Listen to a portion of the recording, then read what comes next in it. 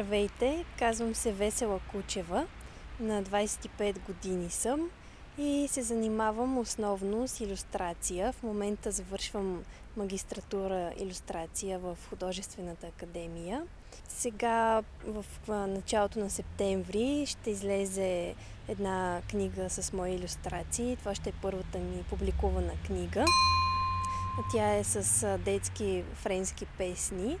Може би ще мога да я покажа в някакъв по-нататъчен момент.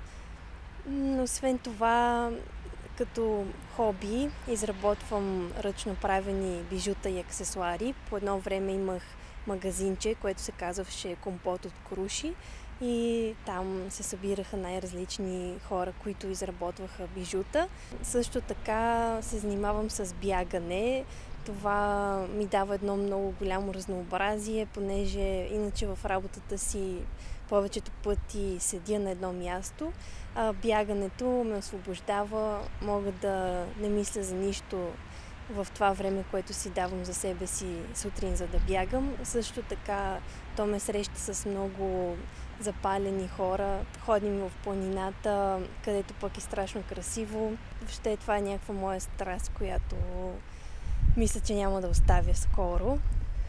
Освен това, много обичам да танцувам. Танцувам аржентинско танго и съвременен танц, контактна импровизация.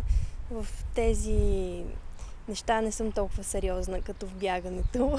Движението по някакъв начин отключва нещо много ценно за мен. Разбира се, много обичам и музиката. Понякога свързвам с танцуването, понякога с бягането, тъй като и двете ги правя на музика. Може би това търсене към музиката започна откакто ходих на един концерт на Radiohead в Прага и от тогава просто започнах да търся всякаква алтернативна и по-различна музика.